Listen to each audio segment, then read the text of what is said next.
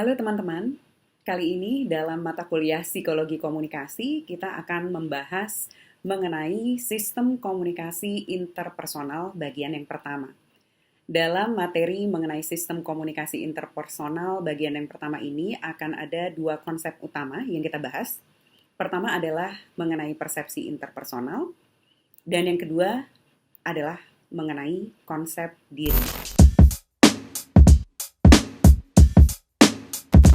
Akan ada dua tujuan pembelajaran untuk sesi kali ini. Yang pertama adalah mahasiswa dapat memahami persepsi interpersonal dalam konteks psikologi komunikasi. Dan yang kedua, mahasiswa dapat memahami konsep diri dalam konteks ilmu psikologi komunikasi.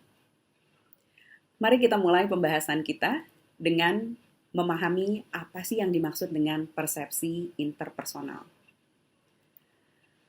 Kita sudah mempelajari sebelumnya apa yang dimaksud dengan persepsi. Persepsi ini bisa kita bagi dua, ada yang disebut dengan persepsi objek dan ada yang disebut dengan persepsi interpersonal.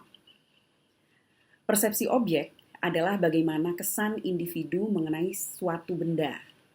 Misal, kalau kita melihat kursi, maka kita akan mempersepsikan bahwa kita akan bisa duduk di kursi tersebut.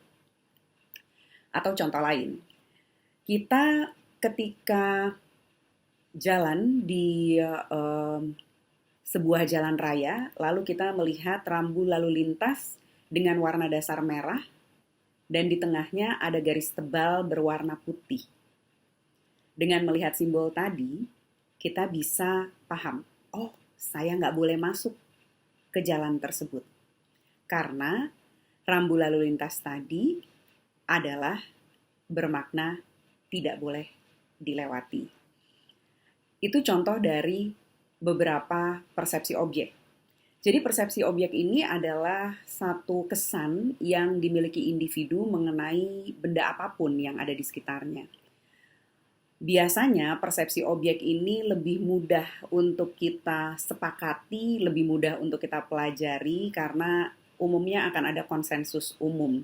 Seperti tadi misalnya ya, kita ketika melihat kursi ya tahu bahwa kursi itu adalah tempat duduk, bukan tempat berdiri. Atau ketika kita melihat rambu lalu lintas yang didominasi oleh warna dasar merah, lalu ada garis putih tebal di tengah-tengahnya, maka itu artinya adalah tanda dilarang masuk.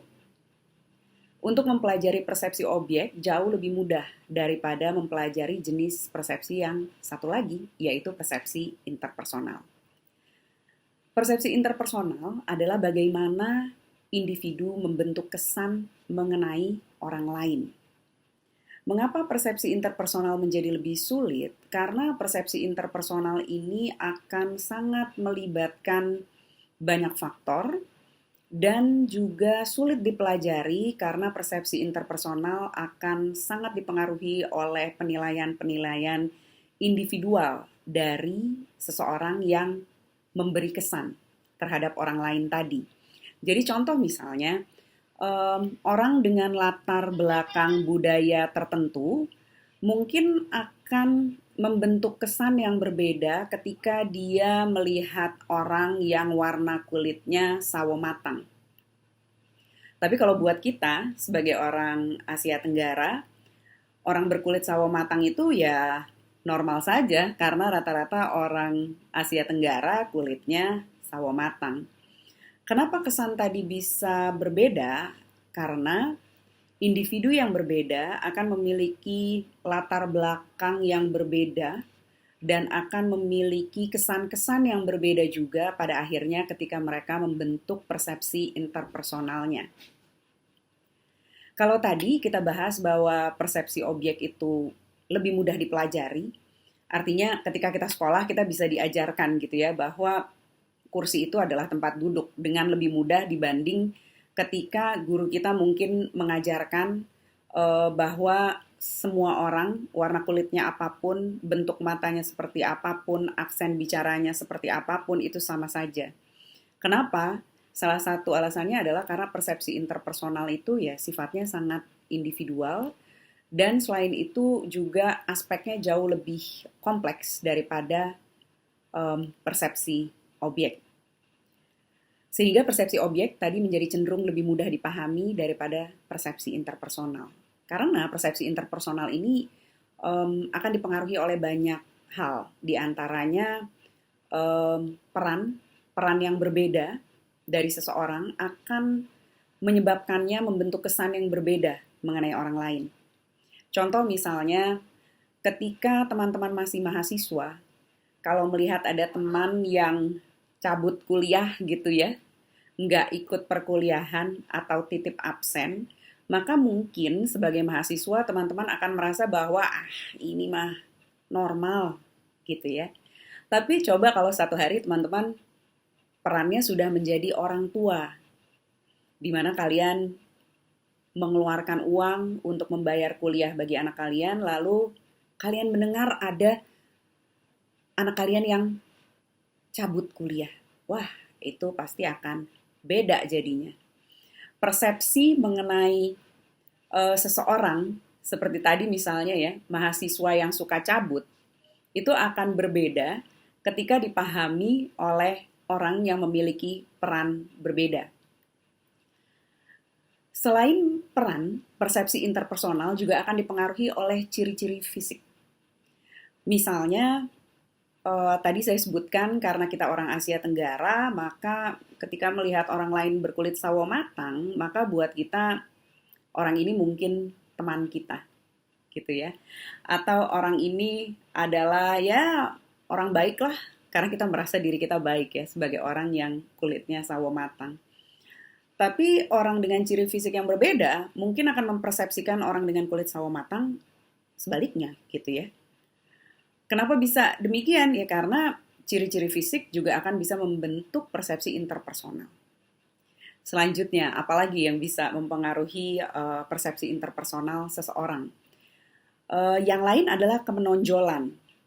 Kemenonjolan ini terkait dengan banyak hal ya, seperti misalnya ketika dalam keramaian, maka kalau kita melihat ada seseorang yang di antara yang semuanya menggunakan pakaian warna gelap, lalu dia pakai warna terang sendiri, misalnya semuanya pakai jas warna hitam, lalu orang ini menggunakan warna merah sendiri, maka kita akan punya persepsi interpersonal yang berbeda mengenai orang tersebut. Atau kemenonjolan yang lain misalnya bisa juga dipengaruhi ciri-ciri fisik. Contoh misalnya Anda adalah seorang Asia Tenggara, kemudian tinggal di sebuah negara barat yang mayoritas penduduknya itu berkulit putih pucat. Maka tentunya teman-teman akan sangat berbeda ya, sangat menonjol dibanding orang-orang di sekitar kalian, dan ini akan membentuk persepsi interpersonal dari tetangga Anda mungkin, rekan kerja Anda mungkin, karena kemenonjolan tadi. Persepsi interpersonal juga bisa dipengaruhi oleh kategorisasi. Kategorisasi ini misalnya adalah kaya miskin, perempuan laki-laki gitu ya. Sehingga dalam prosesnya seseorang akan memahami atau akan memiliki kesan tertentu mengenai misalnya orang seperti apa yang akan dikategorikan sebagai orang kaya. Orang seperti apa yang akan dikategorikan sebagai orang miskin. Atau kalau perempuan itu, maka perempuan biasanya memiliki karakter seperti apa. Kalau laki-laki seperti apa. Nah, persepsi interpersonal ini, sebagaimana yang tadi kita sudah bahas, sifatnya pertama, sangat subjektif. Dan karena dia sangat subjektif, sehingga untuk bisa menggeneralisirnya juga menjadi sulit.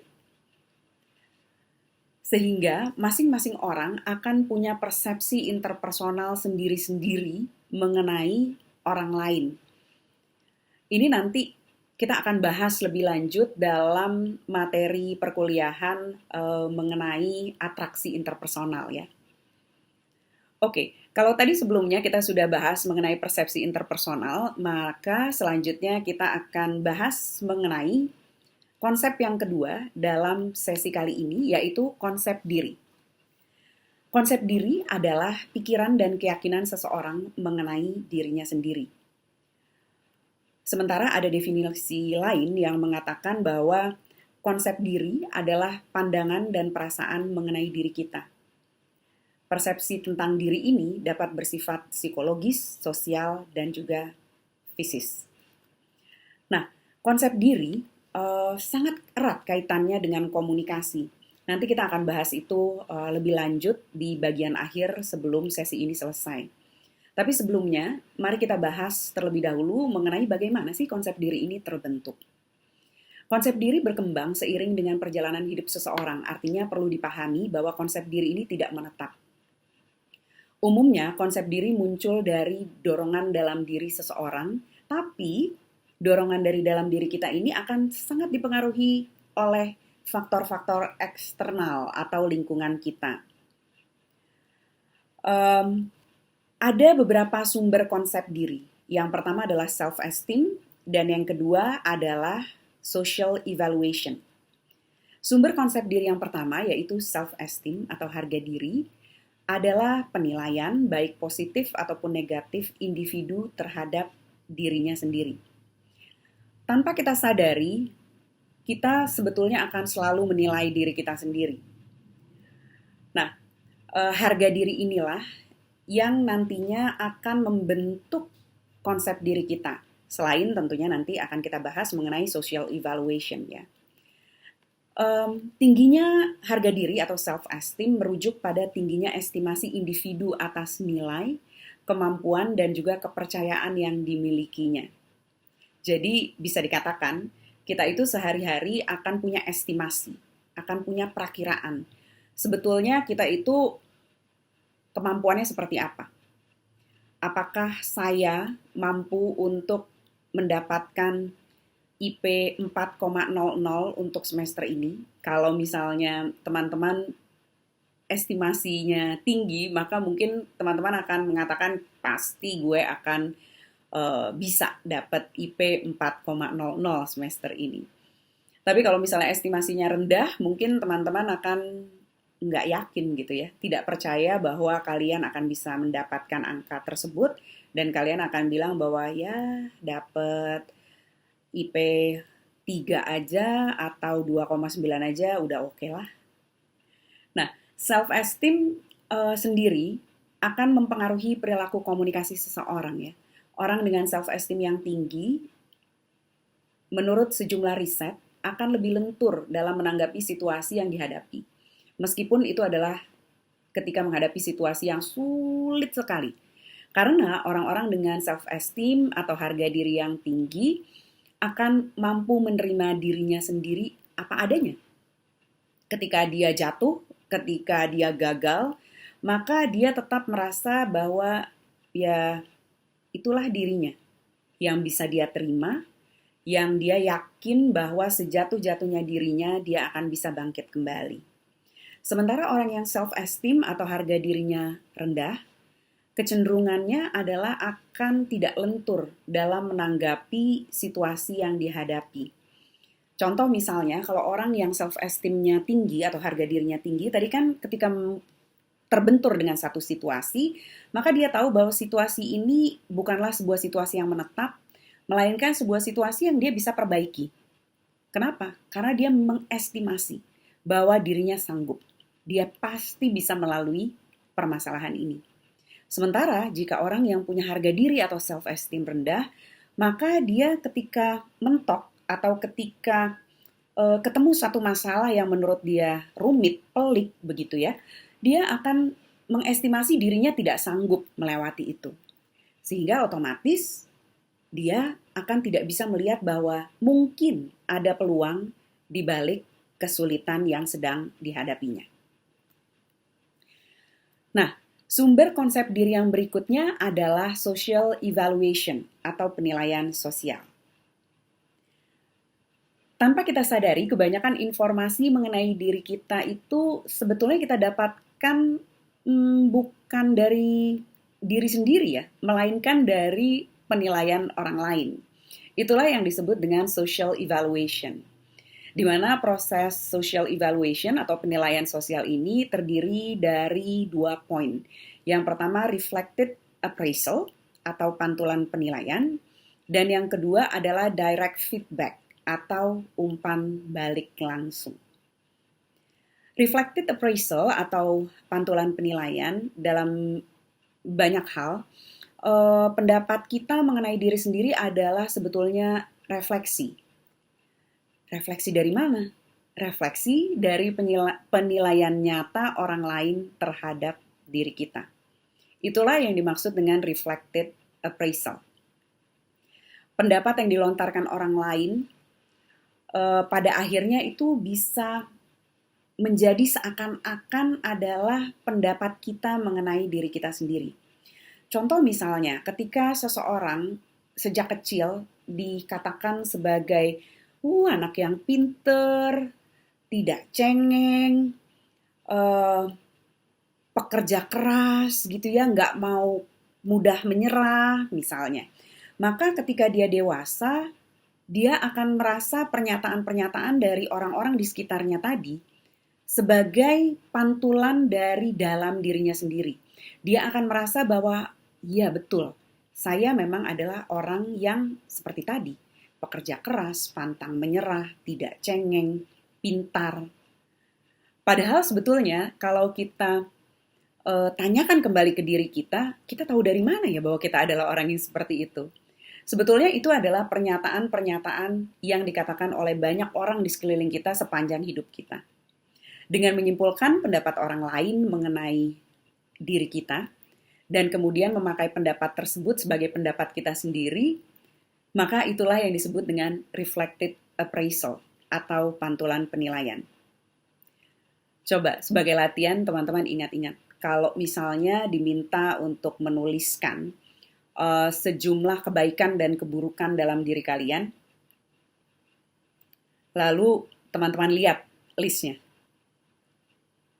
Kira-kira itu list kebaikan dan keburukan dari dalam diri kalian itu kalian pertama kali mengetahuinya dari mana ya? Nah, social evaluation atau penilaian sosial yang kedua adalah direct feedback atau umpan balik langsung. Ini agak mirip sebetulnya dengan reflected appraisal atau pantulan penilaian. Cuma bedanya direct feedback atau umpan balik langsung ini terjadi ketika orang lain yang merupakan significant others atau orang terdekat dari diri seseorang menyatakan penilaiannya kepada dia dan kita menerimanya sebagai sebuah feedback atau umpan balik mengenai kualitas dan kemampuan kita.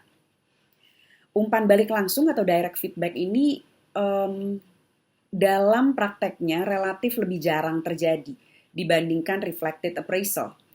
Tapi sama juga dengan reflected appraisal, direct feedback atau umpan balik langsung ini juga merupakan aspek penting dalam pembentukan self-concept seseorang. Direct feedback itu contohnya misalnya adalah ketika teman-teman di rumah berhasil menyelesaikan sesuatu dengan baik, lalu orang tua kalian akan memeluk kalian misalnya ya, atau akan memberikan reward berupa hadiah misalnya, atau mungkin rewardnya nggak perlu hadiah, tapi pernyataan sambil dipeluk kalian dibilang, wah anak ibu hebat banget, misalnya seperti itu. Itu adalah contoh dari direct feedback atau umpan balik langsung. Bedanya apa dengan reflected appraisal? Kalau reflected appraisal adalah refleksi dari orang lain, artinya sebetulnya bentuk feedback juga dari orang lain, hanya saja reflected appraisal ini lalu yang menyatakan sebagai kebenaran itu adalah diri kita sendiri. Kedua paduan dari reflected appraisal dan direct feedback inilah yang akan kita pahami sebagai sebuah social evaluation atau penilaian sosial. Jadi dari mana sumber-sumber konsep diri? Ada dua. Yang pertama adalah harga diri atau self-esteem, di mana self-esteem adalah penilaian baik positif ataupun negatif individu mengenai dirinya sendiri. Dan yang kedua adalah social evaluation atau penilaian sosial, yang terdiri lagi dari dua jenis, yaitu reflected appraisal atau pantulan penilaian, dan direct feedback atau umpan balik langsung. Ada berbagai teori mengenai konsep diri. Beberapa di antaranya saya rasa teman-teman pernah pelajari di mata kuliah teori komunikasi, dan salah satu teori yang membahas mengenai konsep diri itu adalah teori social comparison atau pembandingan sosial. Menurut seorang ahli psikologi sosial modern, Leon Festinger, untuk mengetahui seperti apa dirinya, seseorang akan melakukan perbandingan dengan orang lain. Karena sebetulnya tidak ada patokan yang objektif untuk menilai diri seseorang. Jadi, misal ketika Anda mau menilai diri Anda, maka Anda akan bandingkan dengan orang di sekitar Anda. Misalnya, mungkin Anda punya kakak atau adik, maka menurut social comparison, untuk menilai diri kita sendiri, kita akan bandingin diri kita dengan misalnya kakak kita atau dengan adik kita. Nah, dengan demikian, menurut teori social comparison, orang lain akan menjadi sumber informasi mengenai diri kita. Misal, kita bisa menilai bahwa diri kita adalah anak yang soleh gitu ya, anak yang taat beragama, karena kita melihat kakak kita atau adik kita, mereka nggak pernah melakukan ritual keagamaan seperti yang diajarkan oleh guru agama kita. Atau misalnya ketika di sekolah, teman-teman membandingkan diri kalian dengan teman lain. Misalnya, teman yang itu suka dimarahin guru, saya enggak. Lalu kita akan mengkategori diri kita akan membandingkan bahwa kita anak yang baik atau rajin, atau justru sebaliknya. Motif dasar melakukan perbandingan dengan orang lain menurut teori social comparison adalah lebih karena seseorang ingin memperoleh gambaran positif mengenai dirinya. Bukan karena ingin memperoleh gambaran yang akurat mengenai dirinya.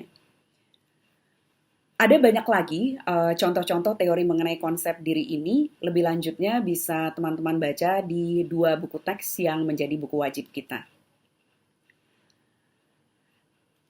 Kembali ke mengenai konsep diri, salah satu yang terpenting sebagai mahasiswa ilmu komunikasi untuk mempelajari mengenai konsep diri adalah apa sih sebetulnya hubungan antara konsep diri dan komunikasi. Konsep diri adalah satu faktor yang sangat-sangat menentukan dalam komunikasi interpersonal. Karena setiap orang bertingkah laku seringkali adalah berdasarkan konsep dirinya. Ini yang dalam bukunya Rahmat Psikologi Komunikasi disebut sebagai nubuat yang dipenuhi sendiri. Nubuat yang dipenuhi sendiri adalah kecenderungan untuk bertingkah laku sesuai dengan konsep diri. Artinya, Anda akan berperilaku sesuai dengan konsep diri Anda. Anda akan berusaha hidup sesuai dengan label yang Anda lekatkan pada diri Anda. Misal, jika Anda merasa pandai, maka Anda akan mampu mengatasi berbagai persoalan yang menimpa Anda. Kenapa? Karena Anda menganggap diri Anda pandai.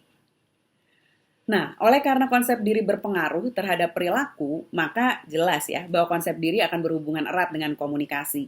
Ini juga terkait misalnya dengan jika kita memiliki kualitas konsep diri yang positif, maka biasanya kita akan menjadi pembicara atau komunikator yang percaya diri.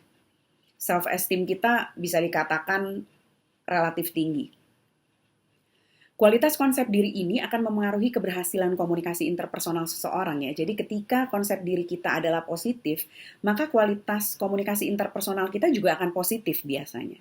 Sementara ketika konsep diri kita negatif, maka otomatis keberhasilan komunikasi interpersonal kita pun akan lebih buruk mestinya. Untuk itulah, maka konsep diri penting sekali untuk dipelajari oleh mahasiswa ilmu komunikasi dan juga oleh ilmuwan komunikasi. Karena awalnya ketika kita akan berinteraksi dalam konteks komunikasi apapun, maka sebaiknya kita memiliki konsep diri yang positif dulu. Ketika kita memiliki konsep diri yang positif terlebih dahulu, maka nantinya segala jenis komunikasi atau segala konteks komunikasi yang kita lakukan akan menjadi lebih lancar. Karena apa? Karena kita memiliki konsep diri yang positif terhadap diri kita. Terakhir, apa sih 5 ciri orang yang memiliki konsep diri positif? Pertama, orang yang memiliki konsep diri positif adalah ia yakin akan kemampuannya mengatasi masalah.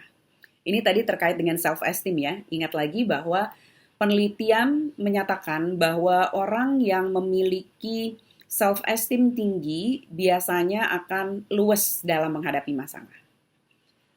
Lalu ciri orang yang memiliki konsep diri positif yang kedua, ia merasa setara dengan orang lain. Artinya, ketika kita memiliki konsep diri positif, kita tidak akan merasa kita tidak lebih pandai daripada rekan bicara kita. Kita tidak akan merasa kita lebih jelek secara fisik atau secara perilaku dibanding lawan bicara kita, karena kita setara dengan orang lain. Ciri orang yang memiliki konsep diri yang positif yang berikutnya adalah ia menerima pujian tanpa rasa malu. Karena wajar saja dipuji, walaupun tidak harus selalu apa yang kita lakukan dipuji. Yang keempat, dari ciri orang yang memiliki konsep diri positif adalah ia akan menyadari bahwa setiap orang punya berbagai perasaan, keinginan, dan perilaku yang tidak seluruhnya akan disetujui masyarakat. Ini terkait dengan empati ya. Orang-orang yang memiliki konsep diri positif umumnya akan mampu untuk berempati pada orang lain karena dia memahami bahwa semua orang itu pada dasarnya setara, bahwa setiap orang itu adalah manusia yang unik sehingga mempunyai berbagai emosi, punya keinginan dan perilaku yang mungkin berbeda dengan dirinya sendiri, but that's okay. Karena memang begitulah manusia. Semuanya memiliki keunikan tersendiri. Terakhir, ciri orang yang memiliki konsep diri positif adalah ia mampu memperbaiki dirinya karena ia sanggup mengungkapkan kepribadian yang tidak disenanginya dan berusaha mengubahnya. Artinya, orang yang memiliki konsep diri positif adalah orang-orang yang tidak pernah berhenti belajar dan tidak pernah puas terhadap apa yang telah dicapainya. Demikian teman-teman, materi kita hari ini terkait dengan sistem komunikasi interpersonal untuk dua konsep utamanya yaitu persepsi interpersonal dan konsep diri. Sebagai penutup, coba tanyakan ke diri teman-teman sendiri sebagai bentuk pertanyaan reflektif.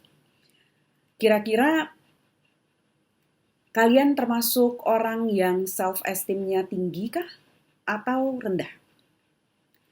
Lalu coba tanyakan ke diri kalian sendiri, apakah sebetulnya penilaian kalian terhadap diri kalian adalah hasil dari reflected appraisal atau pantulan penilaian atau dari direct feedback? Dan terakhir, cobalah ajukan pertanyaan ke diri kalian sendiri, bagaimana persepsi interpersonal diri kalian menurut orang lain? Terima kasih sudah menyimak paparan ini. Sampai bertemu di materi-materi selanjutnya.